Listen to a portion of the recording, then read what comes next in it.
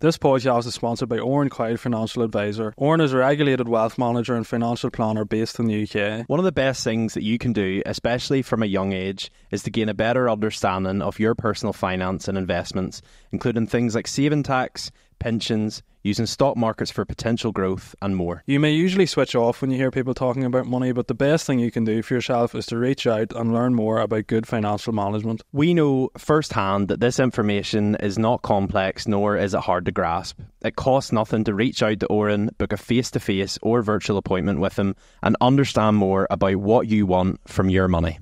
This podcast is also sponsored by 4 Gears Marketing Agency. Whether you're seeking to establish a better online presence, increase your sales, or connect with your audience in a more meaningful way, partner with 4 Gears today, reach out to them and see how they can take your brand or business to the next level.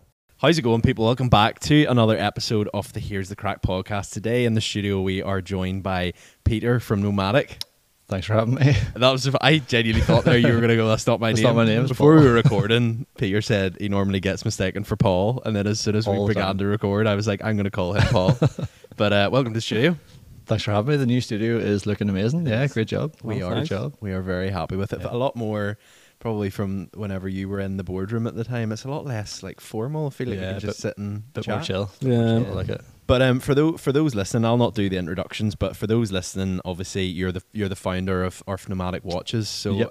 I'll just throw this over to you and let you kind of explain who you are, Nomadic, what you do, and yeah. So I'm the founder of Nomadic Watches. We hand make luxury watches here in Belfast that not only tell the time, but they connect people with their roots a little bit more and tell a story with them. So I think a couple of things just before we get into Nomadic and the heritage behind it and the watches and stuff, it's important to understand sort of yourself and where you came from. So you're primarily, you studied mechanical engineering and that's what you kind of done for like the first stint of your career. So sort of where did you, in the early days, you know, when you were studying for uni, did you ever see yourself run the business? Was there entrepreneurial? I think so. I think I always knew I wanted to start a business or run a business, or I think that was, I wanted to sort of maybe work my way up the career ladder, and so it wasn't my business that I'd founded, but I knew I wanted to be working my way up so I could sort of run things, but I didn't really know what that was going to be or what that was going to do. So I studied engineering, was really enjoyed that, kind of loved the technical aspects of it, and then after I worked in that industry for a good long while, I sort of realised it wasn't setting my world on fire. I was much more interested in the business side of it than I was in engineering. So I sort of went back to uni then and studied business, and off the back of that was when I realised, I have to start my own business someday for sure. And I never really knew what that was going to be. I was sort of just waiting around for this amazing idea to strike me, and it never really came until I just was like, I think I was doing New Year's resolutions one year, and I was like, right, when am I actually going to start this business? Like, it's not going to happen. So I just started brainstorming all these different ideas of what I could do, and I realised I had a real interest in watches. It was something I was always kind of interested in, and I never really put the two together, and then just sort of was like, watches, that could be really good. And the more I dug into it, the more and more I just became absolutely obsessed with this idea, and I just couldn't drop it then. Where did the notion or the interest in watches come from? Because I feel like you need to have that sort of pre-rooted interest in it. I think get into it. Definitely with the mechanical engineering side of things, I was always interested in like how watches work and like the mechanics of it and that sort of thing. But I think it was probably like my dad and my uncle that really sort of got me into watches when I was younger. They always had like a few nice pieces and stuff, and then whenever I remember, like my dad sort of telling me, some of these don't have batteries in, you know, they work by the power of your wrist, and that was like, that kind of blew my mind. Like, there's all these little cogs and gears that are just winding themselves up as you wear it, and so that sort of captured my interest. And then when my uncle died, he'd left me a couple of watches, and I was actually wearing one then on like a kayaking trip down in Fermanagh, and by the time I came back off the water, I realised the watch wasn't on my wrist anymore, and it was totally gone. Oh no! I think that was maybe at the time I didn't really realize like the impact of it. I was probably a bit too young to notice it or to realize what it meant. And then as I grew up, I was like, yeah, actually that was a real shame I lost it, and that was probably maybe what gave me the insight or the spark really to start Nomadic and to have a watch that where that wouldn't happen, or if it did, it wouldn't be such an expensive piece that it's going to be the end of the world sort of thing. What was the watches that what were the watches growing up that you sort of were inspired by, and what was that watch you lost? It was a Tag Heuer that I'd lost. So I think it was those sort of classic Swiss brands that like everyone knows, your Rolexes and Tag Heuers, Omegas, and all those sort of classic watches. And James Bond and stuff has always got a cool watch. Yeah. And that's that whole world sort of opens up that gadgetry side of things. I think. It's just a fun sort of world to be around. So. Just want to go back to something you said there a couple of minutes ago. So you went and studied mechanical engineering as your primary degree. Yeah. Then you said you went back and studied business. Yes. Was that another 4-year degree? Yeah, it was a 2-year part-time MBA. So I was still working full time and then studying like on evenings and weekends and all that sort of thing. So like the company I was working for was pretty good. They would give us a bit of time off to go to the lectures and study it and stuff. But it was quite full on sort of studying and having like a full-time job and stuff. But I definitely got like so much out of it. Like really, really enjoyed it. It was really good. What made you want to go back into uni? Like what pushed you to do a degree? I think it was like I realized being an engineer and I was quite pigeonholed and kind of stuck in like a bit of a niche, and I wasn't going to be able to, I might be able to get to like engineering manager one day, and then that's kind of it. Like where can you go from there? And I was a bit stuck, and I thought that's not really what I want to do, and I don't want to be doing that in 30 or 40 years. It's not going to excite me. So I realized then, if I do business, that opens it up a bit more to either starting a business and entrepreneurship, or like becoming like a managing director or something like that. That was more what I was thinking of at the time. And then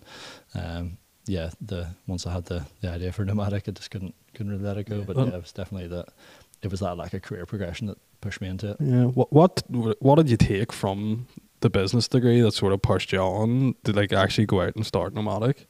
I think probably the biggest bits I got from that was like just real fundamentals of like strategy, and as well it was mainly like the bits I wouldn't have had any exposure to, like the whole marketing side of things that was like totally new to me. I was all very technical, operations and all that side of things, how to make stuff run in the background and develop products, but not really on the how do you tell people about it side of things. And that was like a whole new world for me, which was really cool. I quite enjoyed that bit. And then but just having the basic fundamentals of strategy, that was probably the most eye-opening bit. Yeah.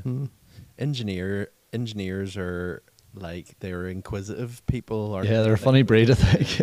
I'm married to one. Oh yeah, okay. Like anything that happens around the house, like she has to know how it works, why it works, what. And I think that also, I think, doesn't come from like a physical, an object, like wanting to understand how a watch works or a TV or something, but it also can span into other fields like that you just spark an interest in, and then that, because you're wired to understand how things work and how things operate, it's almost like you can't help yourself.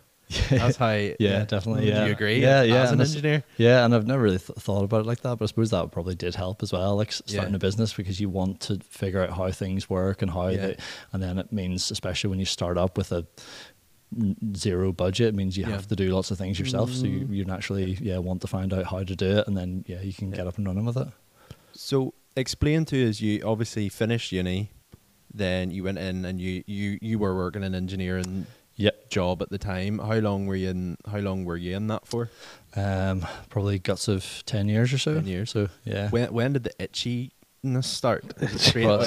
In terms of like wanting to start your own business, and like it was probably, I don't know, maybe 5 years in or so. I sort of was like, maybe want to be doing something else, and that was when I started thinking about doing business, and then it took a few years to move forward with it and that sort of thing. And then after I graduated from business school, I then was able to move back to Northern Ireland because I was all sort of living in England at the time, and work for a company here called Black Box, and they make gym equipment, really amazing company. So that was like really exciting, and that was what opened my eyes to the world of e-commerce. And I was in that heavy industry sort of industrial environment, and to go into like a business that had that, but also was exposed to e-commerce was a total game changer for me. So What was that experience like at Black Box? That was it was full on. It was like fast paced, but like really fun. Really enjoyed it. Like just because we were growing so quickly, it was just every day was just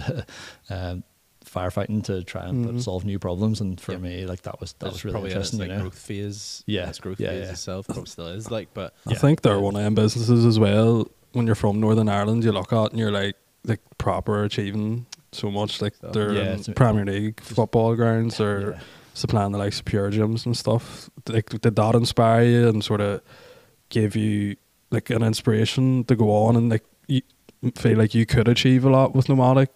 Yeah, definitely. Yeah, seeing what's Craic and the guys there taking that business from startup from zero to where they are now is incredible. So to see it's possible, and then B, to see a bit like how it was done was hugely beneficial. What are the big learnings you took from like a business that scale and that successful? Like, what would be the main things you took from your time there?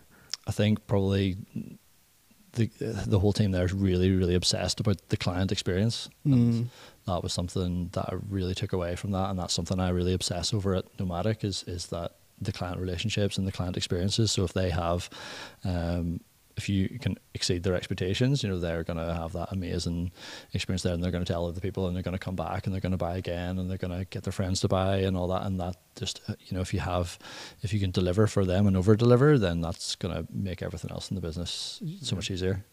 We were actually talking about this the other day. I think there's a lot to be said for going into a business that obviously I would say, by judging by this conversation, the business you were in England and done your 10 years, you were probably doing a very specific role there, and you didn't have and correct me if I'm wrong, did you have much experience into other areas of the business, or were you just doing your thing in your own little bubble, more or less? I joined on like a graduate scheme, so I did get a good bit of exposure around the different departments and like worked in loads of different areas, but it was still very niche in what the overall business was doing. So you weren't getting that much, and it was very much like quite an old school traditional business, and there wasn't like a big emphasis on marketing, or like even we had a website, but I think they only developed the website really whenever I was there, and that was like because we were sort of saying like we've all like in the past year or two have moved on in our careers to other businesses, and I know like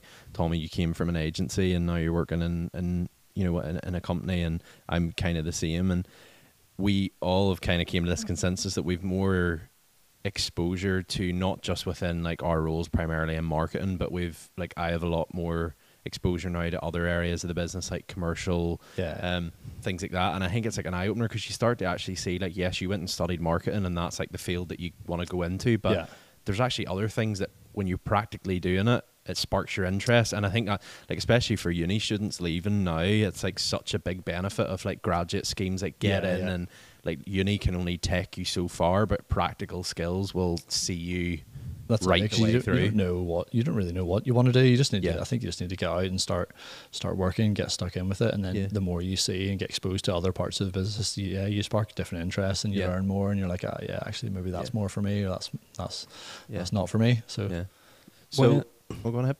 I was just going to ask, like, when did you make a start on Nomadic? When did it start coming to life then? I think it was like January-ish 2021, and then we sold our first watch in August 21. So so we're coming up on 3 years this year.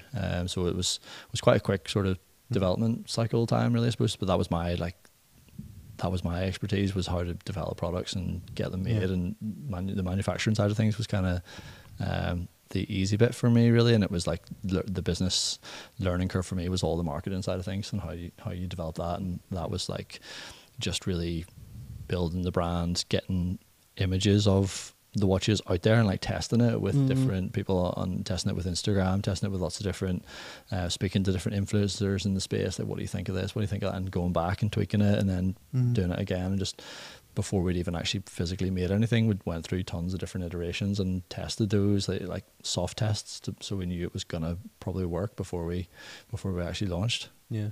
Did you have like I suppose beginning, like, appreciate you were saying you had that sort of established interest in watches. Yeah.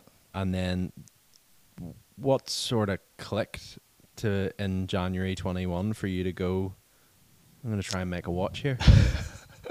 I don't know really. I think once I started putting the pieces together, and then I was like, oh yeah, that could work. And then I started thinking about it more and more. I was like, yeah, if I did it this way, that could work. And I was like, well, I don't have any money. How am I gonna just like sort of figuring out how am I gonna make that work? Oh, I could do this. And then I think I was just talking about it that much with my wife, and she was like, look, you need to either do it or stop talking to me about it, shut up, or get it done. So I was like, right, well, I'm doing it then. Let's go all in here. Yeah. Is there not a lot of barriers to entry for watches? You just, because like obviously it's such an expensive product, you'd imagine it's expensive to produce as well. Like, was that not a bit daunting at the start? Like, you're not getting into making t-shirts, like you're making pretty specialized products. Like, what was that like at the start? So definitely there is some barriers to entry, but that was partly what attracted me to that market, is because there's significant barriers to entry. Like, there's not as many. There is actually a lot of competitors, but there's not as many competitors, or it's not as easy to copy, sort of thing. So that was one of the reasons that I wanted to go into that market in the first place. But how I sort of lowered those was by we did like a pre-sale model. So released made some samples, got together enough cash to manufacture samples, then used those to create all the marketing materials and put it out to the customers and be like, yeah, look, this is coming soon. Do you want to like buy it now at a special price? And then they had to wait 3 months or so before we actually delivered on them, and that was how we sort of then actually got the cash to make the bigger batch, and that de-risked it a good bit for me, because then if they didn't really sell, well, you just refund the people that invested in it early on, but which wouldn't have been a major deal, but you'd only have lost the sample sort of money. But yeah, luckily once we launched it, it just really started to take off. So I suppose other than the product, it's the most important piece about the business is the brand. Yeah. Like, how much time was spent on that? Like, you're saying you spent the best part of a year developing the product. Yeah. Like, what was the thought behind Nomadic? Like, where did that come about? Yeah, so that, apart from product development, like the most amount of time I spent was on developing the brand. That was all I focused on really at the start, was developing that brand. And initially I knew I wanted it to have some sort of link with Belfast, but I didn't want it to be like so on the nose like the Belfast Watch Company or something. I want it, so eventually I sort of came across the Nomadic, because I used to work in that like shipyard area, so I'd be walking past like the Titanic Hotel and like the SS Nomadic all the time, and then it just sort of clicked, like, yes, Nomadic, it's got that link, the SS Nomadic, it's here, it's Belfast, but on its own, Nomadic is just a cool name. It sort of stands on its own. It's like got very adventurous, it's got that sort of ruggedness to it, and that was where the names just sort of stuck then. So went all in and worked with a local brand designer to help me like flesh it out, and really and I'm really glad I did that, because that again was a significant like investment, but I think that was like money well spent in terms of actually getting a really good brand, because other than a product, that's all you've got is like a brand and reputation. And if it's at the start it's maybe not that important, but as you get bigger, if you want it to have longevity, having like a strong brand is really critical. Where did that understanding come from though? Because most people would just think, I want to like make this product, I want to sell it, and then like the brand sort of comes after. Like, why was that so important to you? I think that was probably something that was maybe that business school sort of came through, because I was like, if I want this to have longevity, then I need to really invest in brand. And at the start I wasn't going to. I was like, this is just a side project, it's like for fun, I'll just get up and going and it doesn't really matter. And then the more I thought about it and speaking to other people, and like my brother and stuff, was like, well, yeah, you can just get going, but if you want it to last, and if you want this ever to be a proper full-time career for you, you're better like doing it properly. And I thought, do you know what, I am better taking a bit more time doing it properly here. And then that was why I spent so much time developing Nomadic, and that's now why the strength of the brand sort of coming through. Yeah.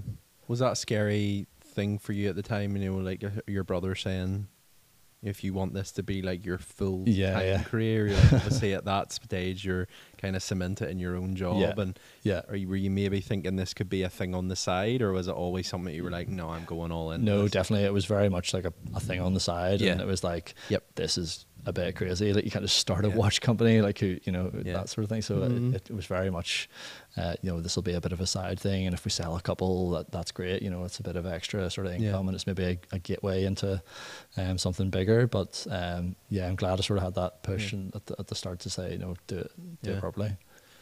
I think a lot of people who are listening to this right now are probably thinking to themselves, like, you know, you made the product, you started the brand, and obviously they're kind of going, how did you pretty much take something that was non-existent and persuade people to pay money for it? I suppose that's the best way to put it. Like, if someone's starting a brand right now, they're probably thinking, like, how can I take this from nothing to something? So, like, what were the critical steps that you kind of made? Obviously, you'd said you'd made the product, done the sampling to obviously have something physical to sort of convince people, but what was that sort of process like? Well, I get there's a good book, like Start With Why, Simon Sinek, if you've read it, but like, he talks about people don't buy what you do, they buy why you do it. So it's all, for me, it was all about selling the mission and the story and like what we're trying to achieve longer term, so that people can buy into not just a great product, but why it's there and why it exists. And for us, it's all about putting Belfast on the map for watchmaking, and we want to really, you know, invest in local manufacturing and doing as much as we can locally, because I think there's so much amazing talent in Belfast. We want to shout about it, and the more and more we talked about that, the more and more people wanted to become a part of it, and we want to welcome them into like our tribe. And once you start to build that, you know, follower base of people that are really behind what you're trying to achieve, not just, yes, it's a great product now, but this is what it represents longer term as well. People then, when they wearing one of our watches, they're like, well, yeah, you know, if you're wearing like a Rolex or something, people go, oh yeah, that's a really cool watch. But when you're wearing a Nomadic, they're like, yeah, but this is why I got it. This is because I'm from Belfast, or did you know that this is made here? And there's all this like kind of stories and connections with it, and that's kind of why people buy our watches, and that's where we got going. How did the launch of the first product go? So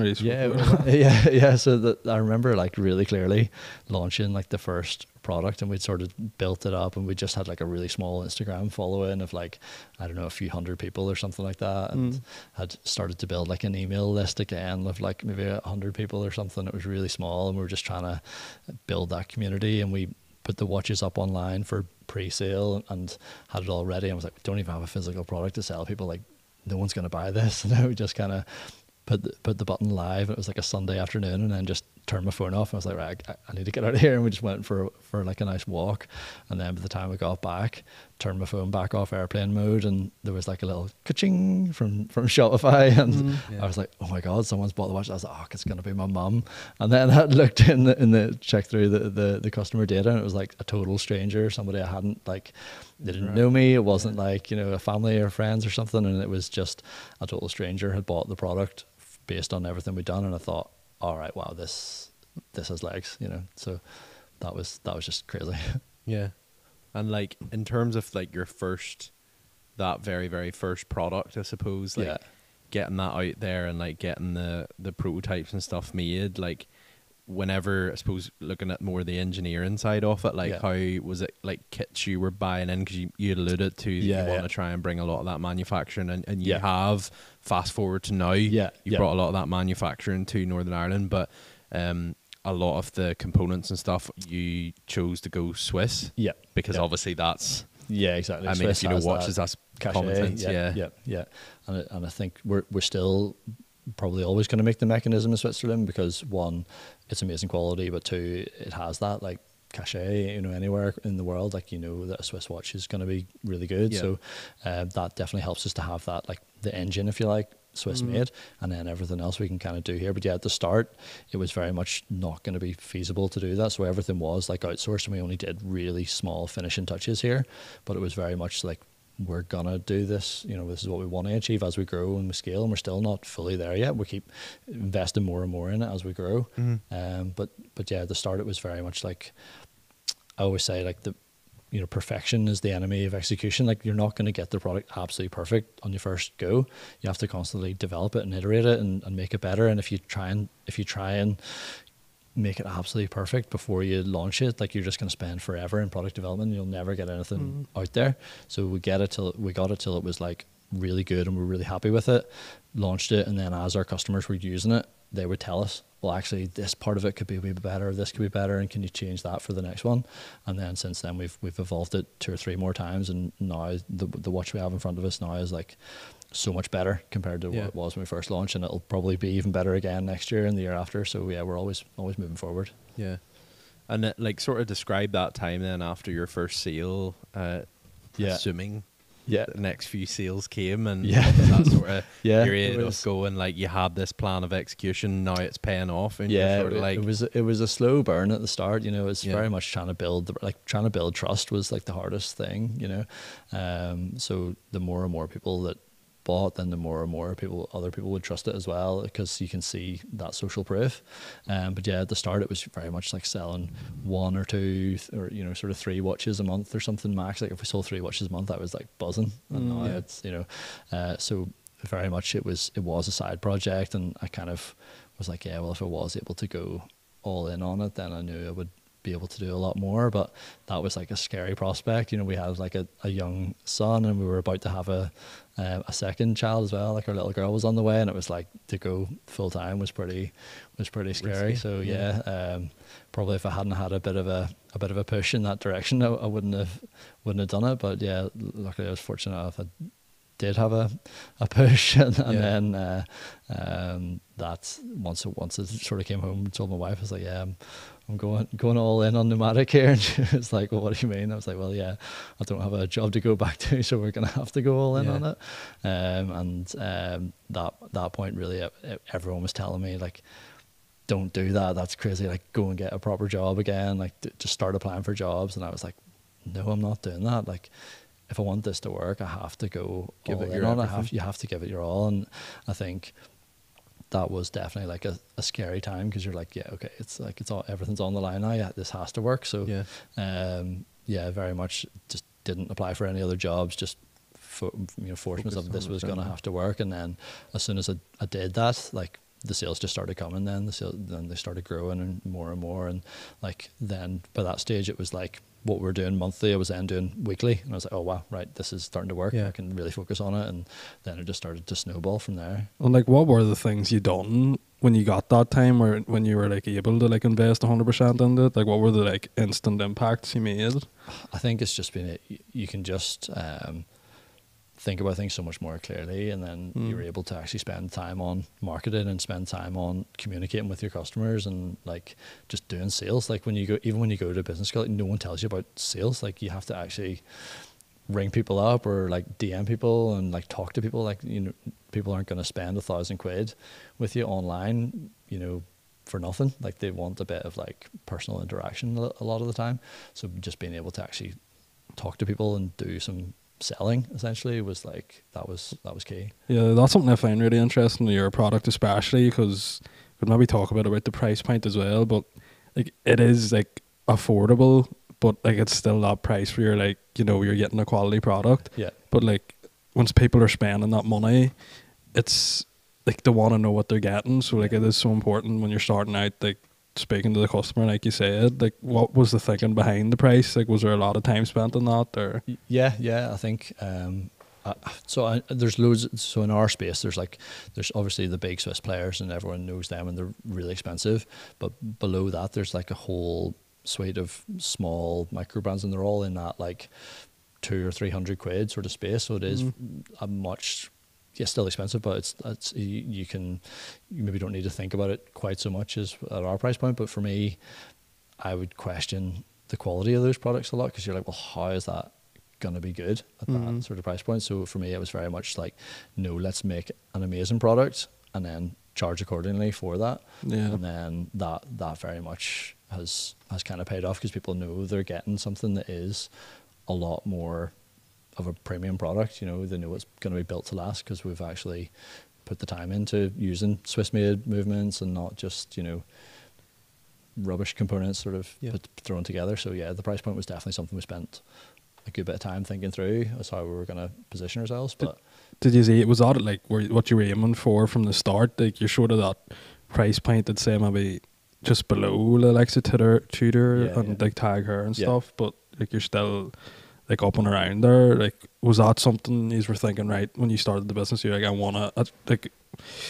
to target them customers, or yeah, definitely. Yeah, so because we're direct to consumer, we don't have all those like big retail margins, and I knew that those guys were obviously given a huge amount of margin, and I knew from engineering that I was able to sort of almost reverse engineer how much their product probably cost to make, and I was like, yeah, so I could make it in around that price, or maybe it might cost me more than that because I don't have the scale, but I could then still, you know, make a margin on it that's not taking the piss kind of thing. So I think a lot of those, like there's a particular Swiss brand and their markup is like 37 times what the cost of good is, and it's just like, it's insane. Does that frustrate you, like now that you're in the manufacturing side looking at it? No, a little bit, but yeah, I think like the luxury world is just a totally different world to normal business, as I've kind of like found out, and a lot of those brands, like the more they charge, the more and more people want it, and the more and more unattainable it is, the more and more people like kind of want to get it. So we very much wanted to make like an aspirational brand, but that's kind of accessible to most people. You know? Yeah.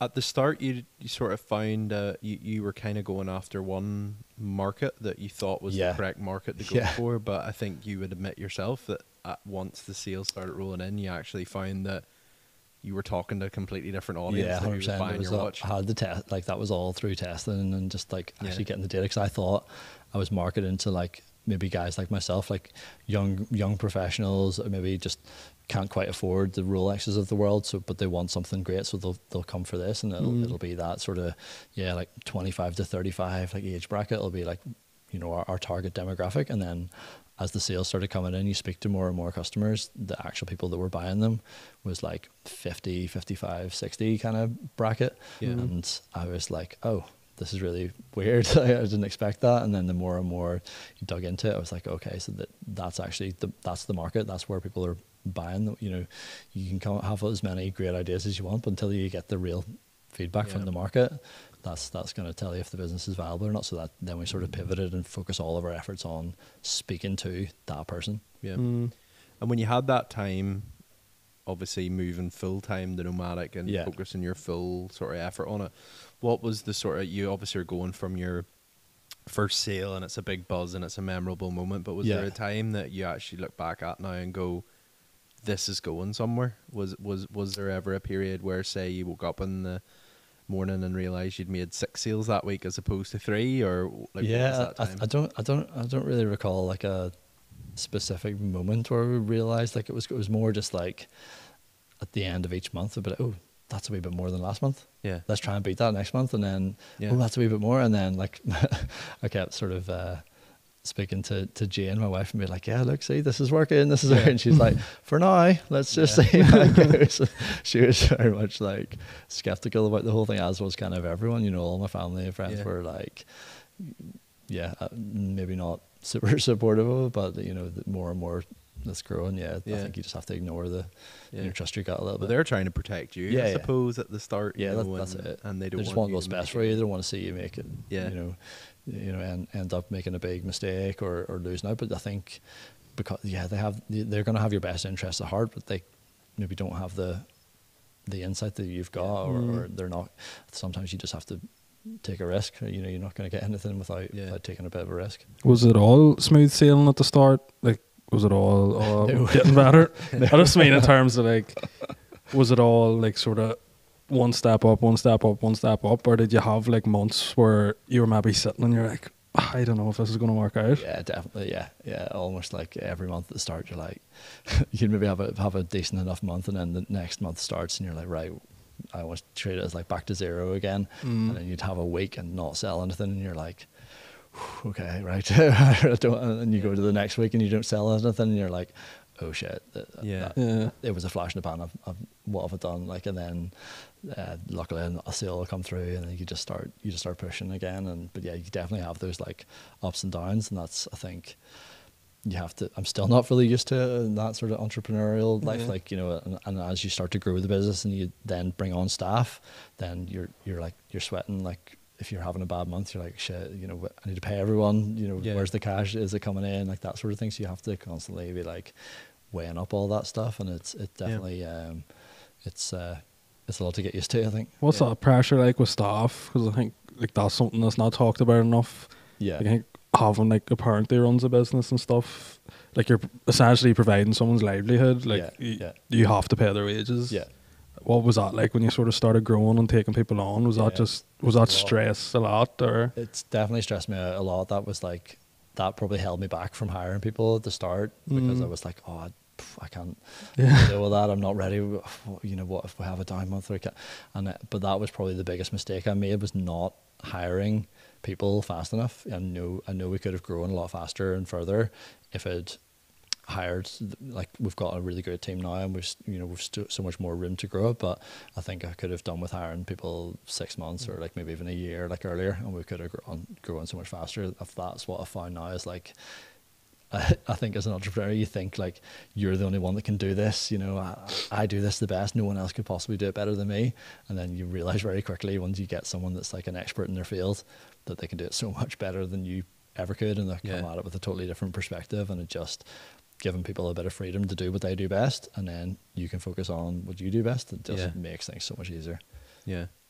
And then I suppose like one of the things that you did sort of to grow the brand was you kind of utilized, I'm going to say you use the word influencers, but like people within that online community who were watch experts and watch sort of connoisseurs, if that's the right word to use for it. But like you utilize these guys a lot. And what was that sort of experience like? Because I don't think people understand that you're sending a product that costs you money, costs you time, costs you resource, and you're just hoping that you get some sort of return from it. So what was that sort of experience like? So we definitely used influencer marketing like a lot at the start, and we still do.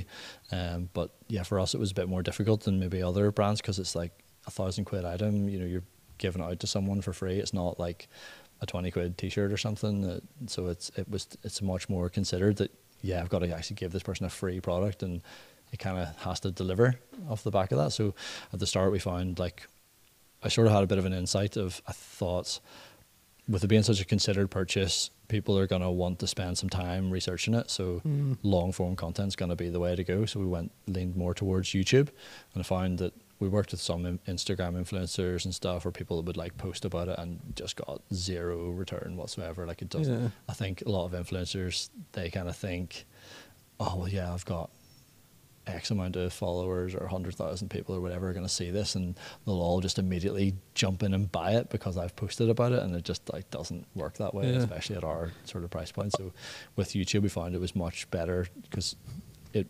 kind of lives there forever. So as soon as people are Googling it and researching you, they're going to come across them videos, and like it really dives deep into like the watches and stuff. And we found that those converted, and some of them were better than others. But we've had one guy like early on, and it was the first time we'd had an actual success with an influencer, and he just like posted this video, and he didn't tell us it was going live, and we were sitting there at like, I think 11 o'clock at night or something like that on a Friday night, and this video went live, and all of a sudden my phone was just like ka-ching, ka-ching, ka-ching, and there was I think we got like 17 sales in like one night, and that was just absolutely mad. Like, it was just we'd never done anything like that at the time, and it was just crazy. So that sort of showed me, oh, okay, right, influencer marketing does kind of work sometimes. So it's so important though to find like influencers or creators that are actually in that niche, passionate about those products, that can talk about them.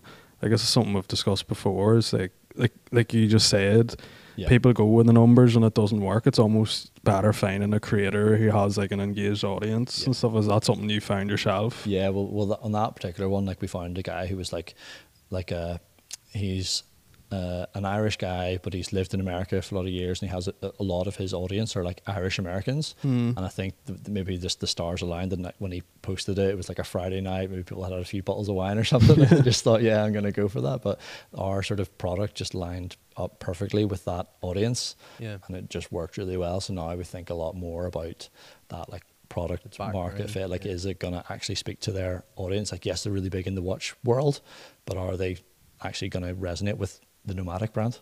And for anyone who's listening who maybe is trying to get into influencer marketing and benefit from it, like, what's some of the things you look out for in creators that you've seen work well in the past? Good.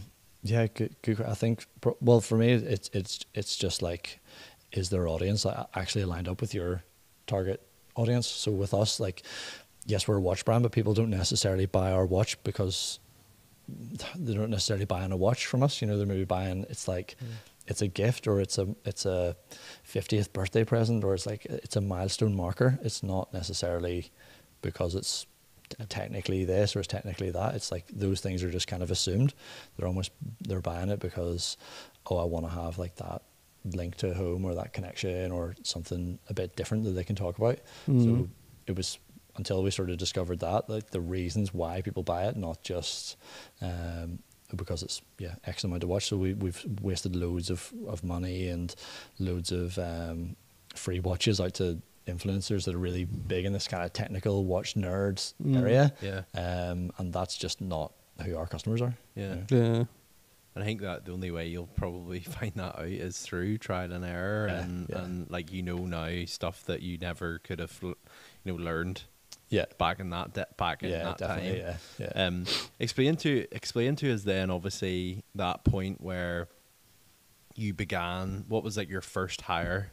What was the first? Because I assume you were doing everything yourself at the start. I was doing everything. So when them 17 orders came through, it was squeaky bum time. Like,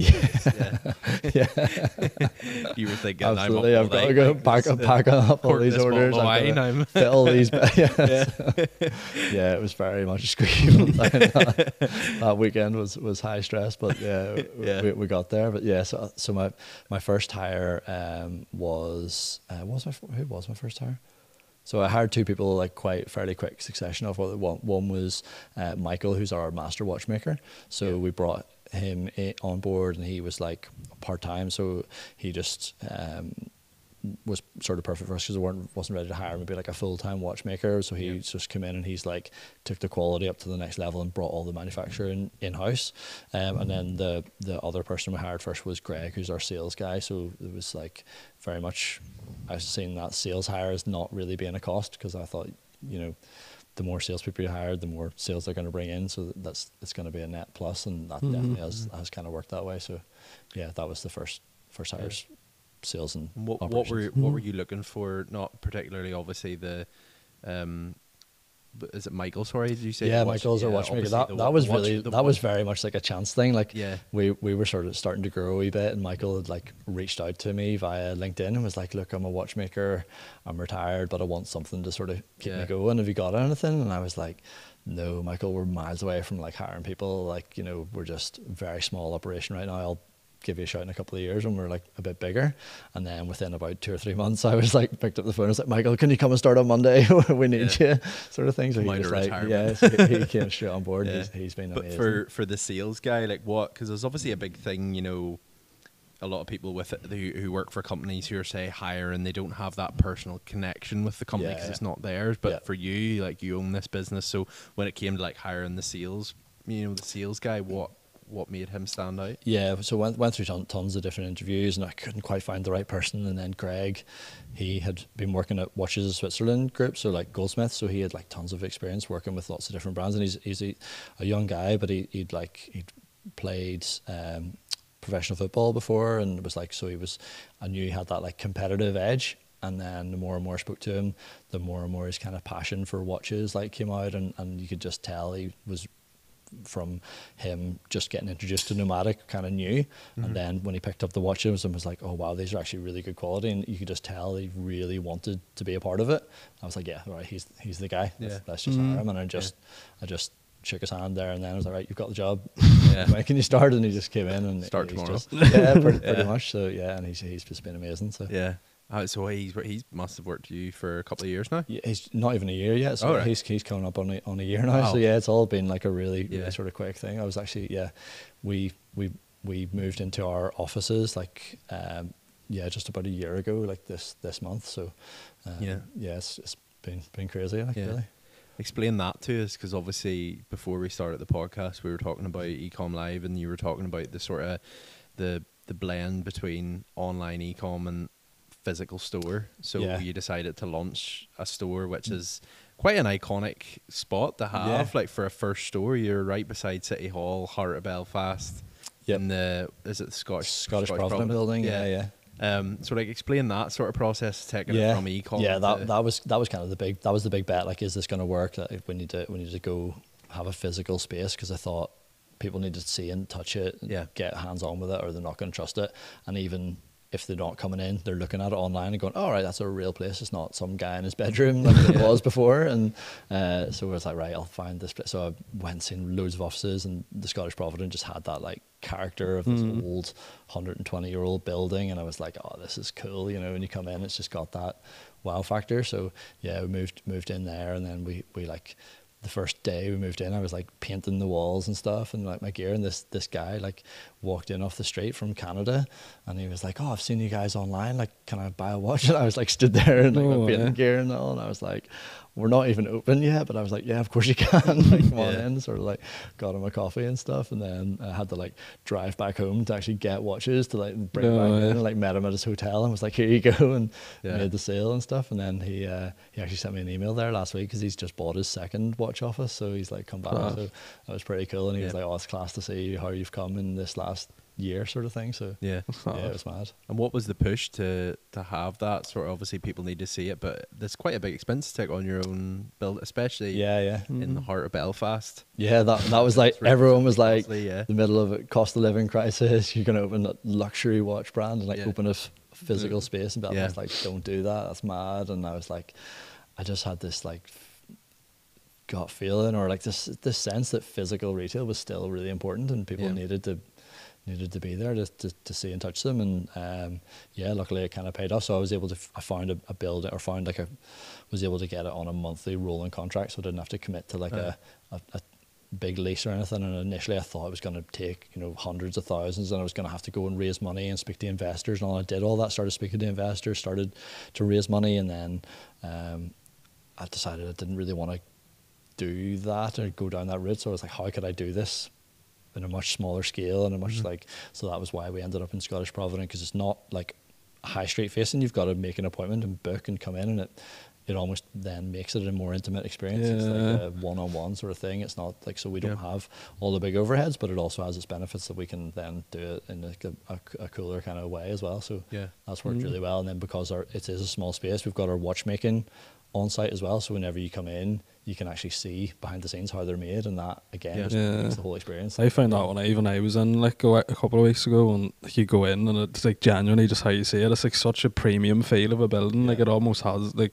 it's hard to explain. And then going into your office and like there's genuinely like watchmakers sitting making the watches, like it is class. Like and in terms of the watch itself, obviously you've talked a bit about the brand and why obviously Nomadic, and I can see how it really resonates with people in terms of, born and bred Belfast. You have them Northern Ireland roots, but I think one thing that will surprise people is the level of minor or subtle but yet really great detail within the watch itself.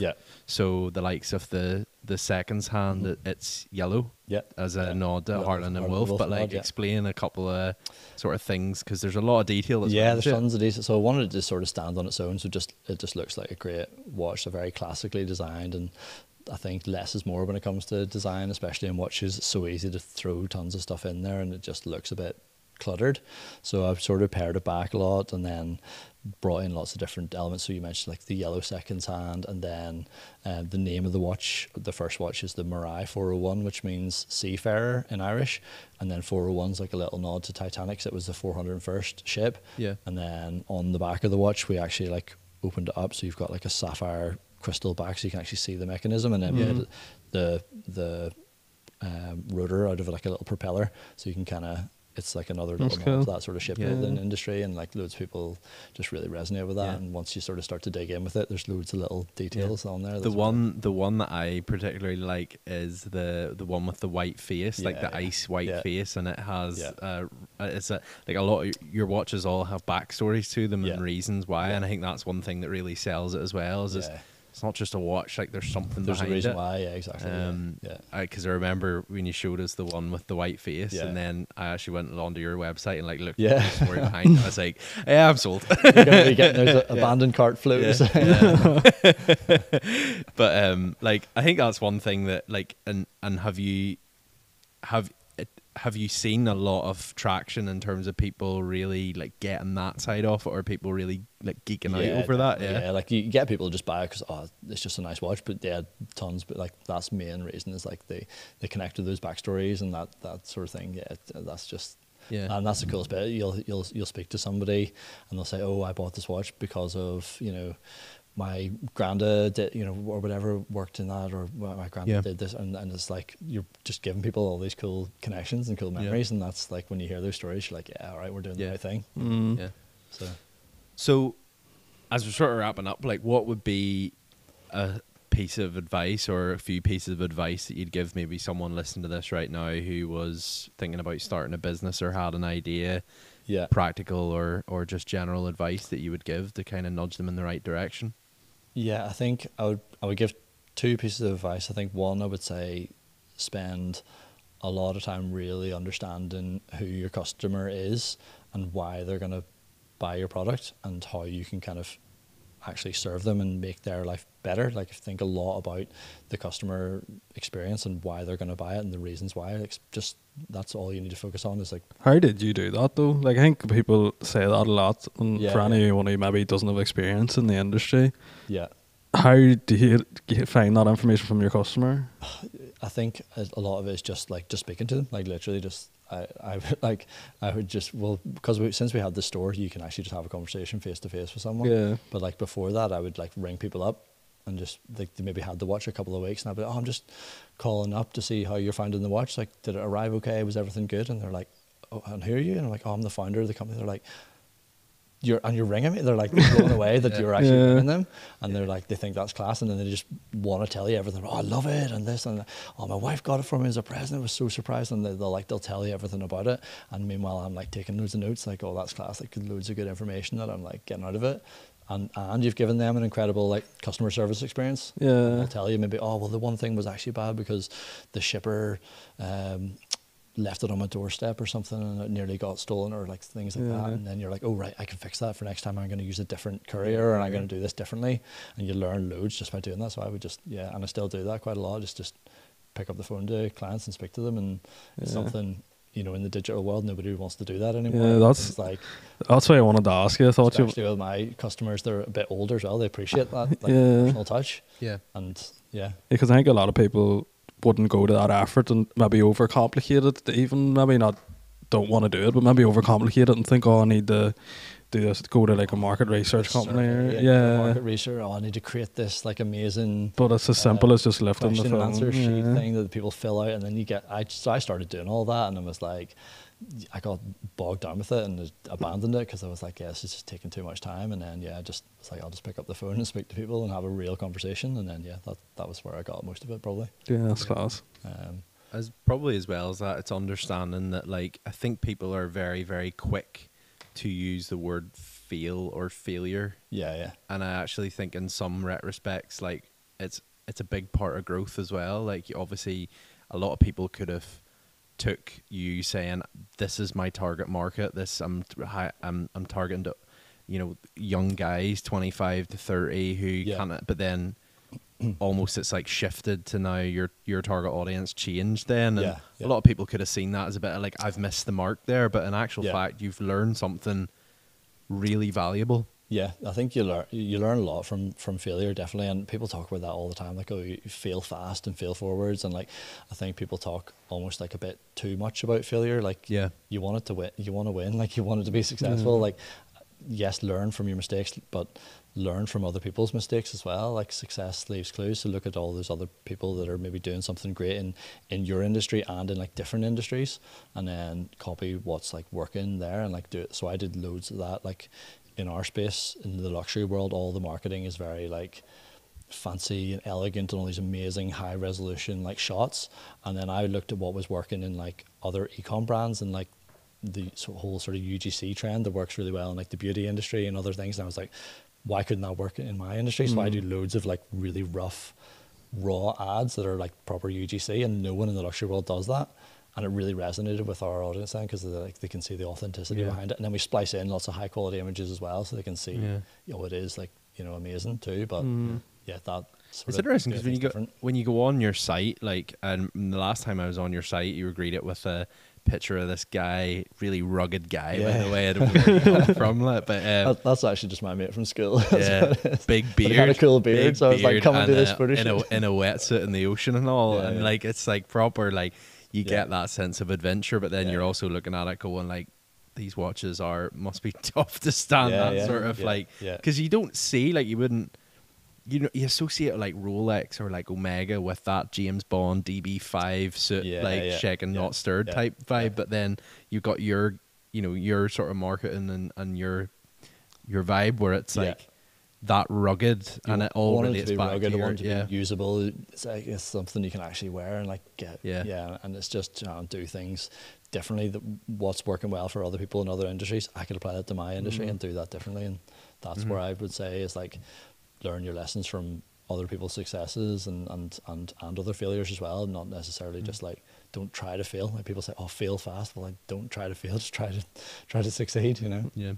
And what's some key learnings you've taken away from, even not just from starting a business, but from becoming an employer? From what is there stuff that you've learned over the past while? Even just like sort of self-confidence and like self-belief, I think, is like a big part of it. Like, I think I've had to build that a lot as well, and it didn't just sort of come from nothing. I just sort of build that up on my wins and like look at you did that well, so you could probably do these other things well as well. And I think having that like confidence to believe in yourself and back yourself, like no one else is going to back you got to back yourself, and that's probably the biggest piece of advice I'd give to anyone thinking of starting a business, like, is just I'd say you are enough, you've got it within you, go and do it. Yeah. And just to wrap up, what's next for Nomadic then? Would you say still at the start of the year, near halfway through the year? Like, what's the plans for the rest of 2024? Yeah, so we're pushing hard on developing a couple of new products. So we're very much like in the early stage. We've got a couple of, I would say, if we're like an ice cream shop, you'd want to get your core flavors down first, like get your chocolate, strawberry, vanilla, and then you can start doing all the sort of weird and wonderful stuff from there. So we're very much still building out that like core product range to get more things available to more people. So we want to build a good, better, best, and we've got a couple of cool new products coming this year, and then for next year it's just building upon that and scaling upon it then. Exciting. Any sneak peek? Yeah, well, I'm wearing this watch today. By the time this podcast comes out, this will be live, but we've never done a gold watch before, and this is brand new. And what's significant about it, other than you've never done a gold watch before? Well, this particular watch is actually a collaboration with a local whiskey brand that's coming soon. So deal's not quite over the line yet, but so coming soon. Hopefully this works, and if it doesn't, let us know. We'll take that bit out.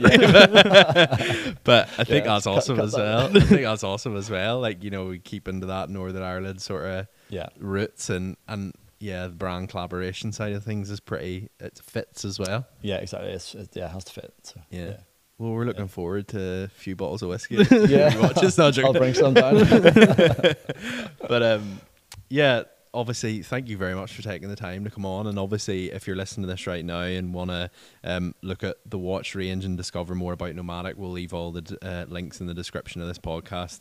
And be sure, if you're in and about Belfast, book an appointment, go in and see. Like, I will say, after chatting to you initially, like, it's a cool story, and you do become, especially someone from Northern Ireland, you do see the appeal of the watches, and it almost like this sort of calling. You're like, this is pretty sick. Thank you. So I would definitely recommend, if you're in and about. I've not been to the shop, but I must get down. Tommy's been. I highly recommend. It's class. Like, it was very good. So we just got a new espresso machine. I'm super excited about it. I'll be there tomorrow. Really, just as much into coffee as the hot donuts. Watches, so yeah. The hot donuts and all when I went as well. Flip, you got the full 5-star treatment. They've got it all. Hey?